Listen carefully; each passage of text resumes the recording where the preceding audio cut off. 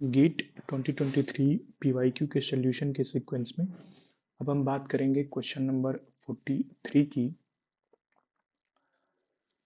ये question basically पूछा गया था मैथमेटिकल फिजिक्स से। ये क्वेश्चन 2 मार्क्स में पूछा गया था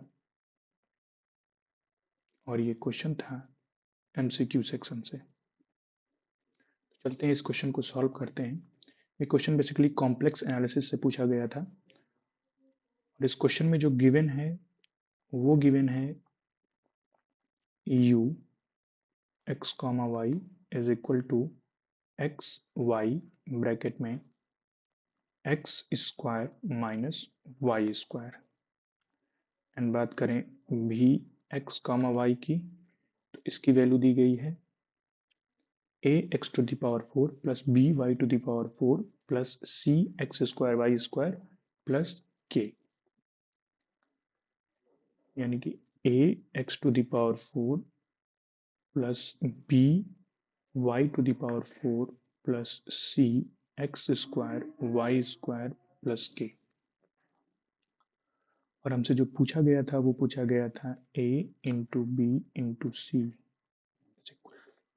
यानी कि यहाँ पर जो a b और c दिए गए हैं इन तीनों का मल्टीप्लिकेशन। साथ ही साथ ये भी गिवन था कि a b एंड c ये तीनों क्या है, रियल कोफिशिएंट्स हैं और जो k दिया गया है वो रियल कांस्टेंट है। तो चलते हैं इस क्वेश्चन को सॉल्व करते हैं। इसको थोड़ा सा और मॉडिफाई कर लेते हैं u को, चूंकि इसका डिफरेंशिएशन की जरूरत पड़ेगी। तो इसको इजी मैनर में यदि लिखने का हम लोग ट्राई करें तो इसको लिख सकते हैं x cube y minus x y cube. साथ ही साथ ये भी गिवन है कि u x comma y plus i v x comma y वी एक्स कॉमा वाई ये क्या है, एनालिटिक है। अब यदि ये एनालिटिक होगा तो ऑब्वियस है कि ये सी आर कंडीशन को सेटिस्फाई करेगा।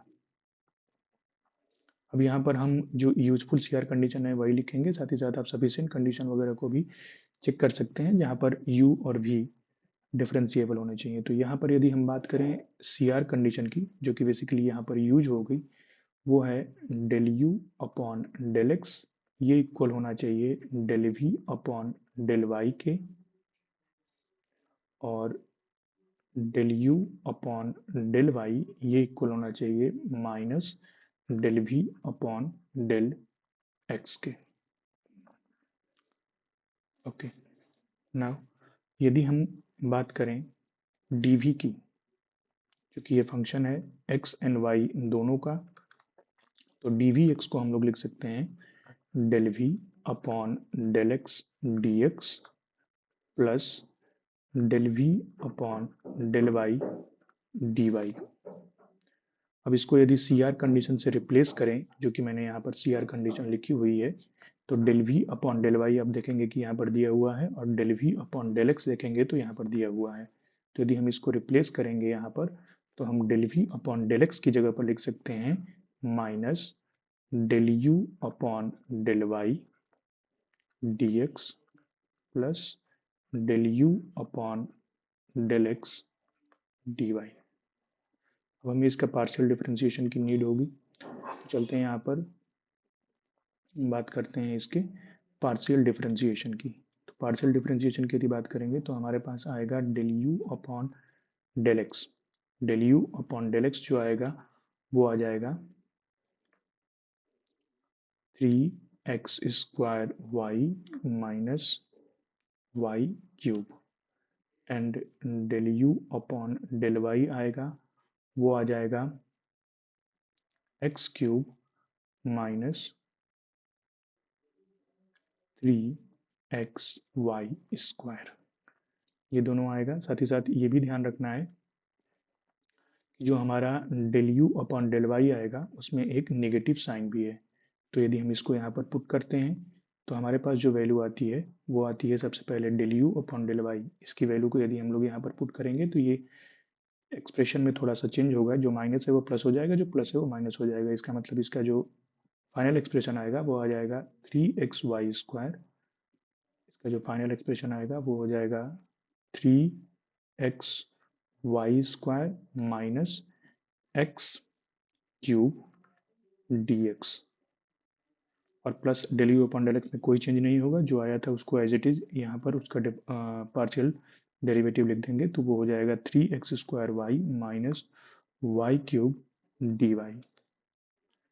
अब ये वैल्यू है dv की, और यदि हम बात करें v की तो हमें इसको इंटीग्रेट करना पड़ेगा, तो ये हो जाएगा 3x² माइनस एक्स क्यूब, और ये हो जाएगा dx, इसका इंटीग्रेशन प्लस इसकी वैल्यू हो जाएगी 3x² माइनस वाई क्यूब, और इसकी वैल्यू हो जाएगी dy, इसका इंटीग्रेशन।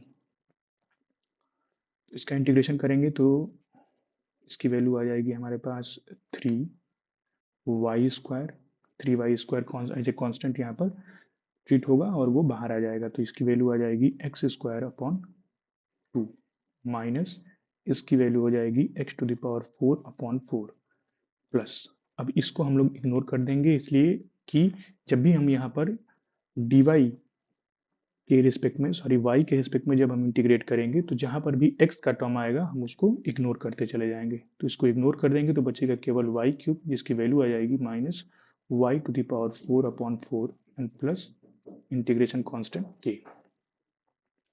आगे बढ़ते हैं, तो जो इसका फाइनल एक्सप्रेशन आ रहा है वो है vx, y is equal to minus x⁴ upon 4 minus y⁴ upon 4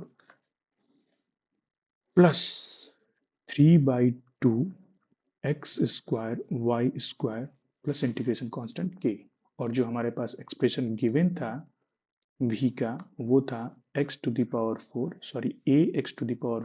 plus by⁴ plus c x² y² plus k। यहाँ से यदि हम कंपेयर करें तो पाएंगे कि a की वैल्यू आ रही है -1/4, b की वैल्यू आ रही है -1/4, और c की जो वैल्यू आ रही है वो आ रही है 3/2। यदि हम इसको मल्टीप्लाई करेंगे तो इसकी वैल्यू आ जाएगी -1/4, इंटू आ जाएगा -1/4, और इंटू आ जाएगा 3/2, यानी कि इसकी वैल्यू हो जाएगी 3/32।